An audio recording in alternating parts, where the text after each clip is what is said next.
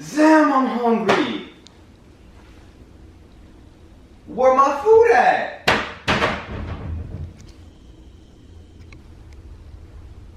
I'm gonna order myself some Red Robin. So I tell him it's one of me. He making fun of me. His girl is a bum to me. Like that boy is a cat. Saying he home, but I know where he at. Like, but he blowing her back. Think about me cause he know that it's fat. And Somebody just made an Uber Eats request delivery. Red Robin? Haven't been there in a while.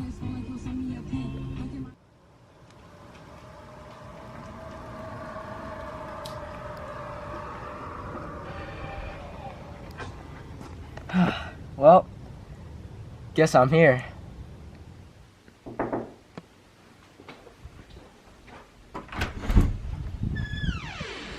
Oh hey, got your Red Robin. Hey, thanks, man.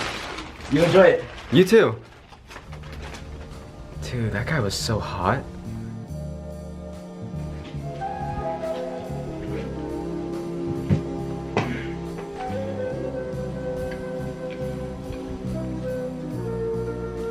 Hey there. I just ordered Red Robin through a gig called Uber Eats. Hi, my name's Trevor Sandlin. And I'm Joshua Simon. Hi, my name is Josh Ramirez. And today we're gonna talk about gig economies.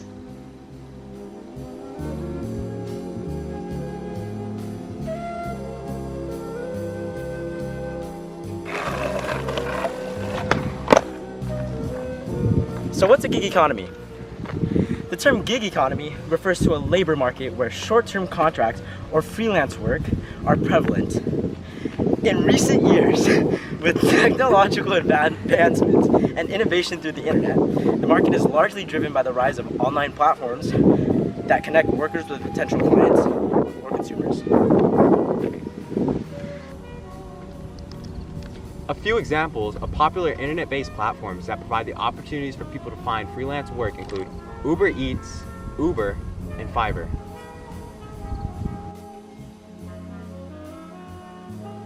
Ultimately, many people from around the world and from different backgrounds that specialize in almost any application can find countless opportunities to make money by providing their labor to clients.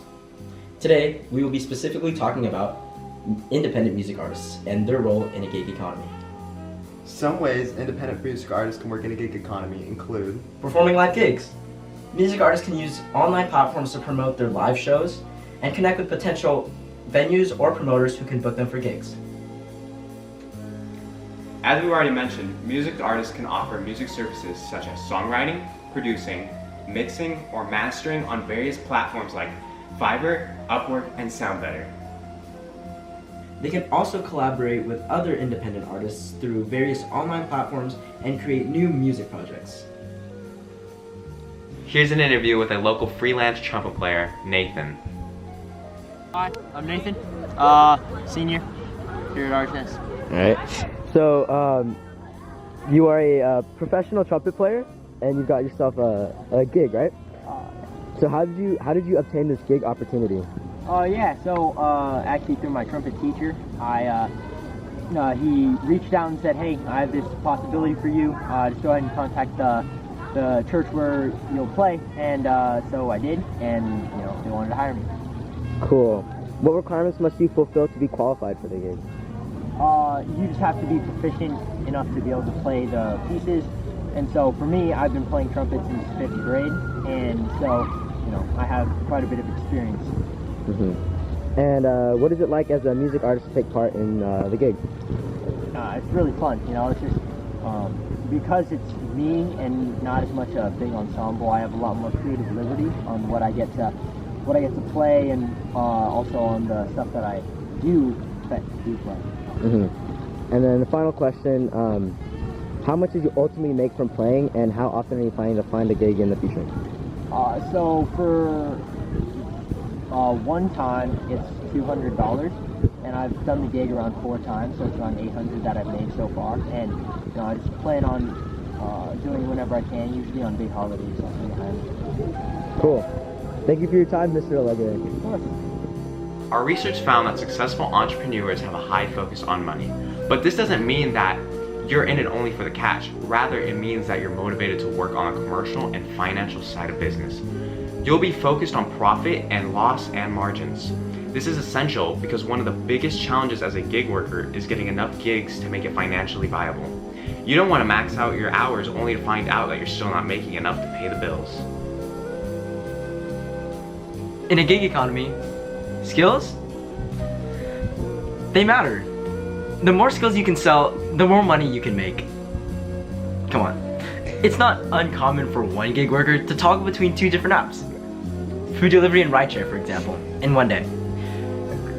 To thrive in this new economy, you must be willing to learn new things to diversify your income sources. The benefits of gig economy are numerous. There's the empowerment of being your own boss and choosing work that interests you. There's the potential to make more money than is possible as an employee, depending on your skills. Many people are drawn to the flexibility the gig economy allows beyond the traditional 9 to 5 and getting the right work-life blend or balance for them. According to the 2019 MetLife report, 3 in 4 respondents said being a gig worker gives them more flexibility to manage work and life. Fancy traveling? Take your work along with you. Want to build a business? Make use of gig economy platforms like Upwork to connect with a global marketplace. And because the gig economy works around your schedule, you don't have to quit your desk job. Don't be surprised though if you end up wanting to step away from traditional employment forever. 49% of employees plan to leave their job in the next 5 years to become a full-time gig worker, according to MetLife. Of course, when you're talking about the gig economy, there are downsides, negatives, if you may, to joining the gig economy. Namely, it can be a struggle to bring in steady, reliable income. Unlike being an employee as a gig worker, you can't expect a paycheck every 2 weeks. And that lack of stability can take a toll on your mental health. In its 2018 survey, Addition Research found that gig workers are more likely to have high anxiety levels than those in traditional employment.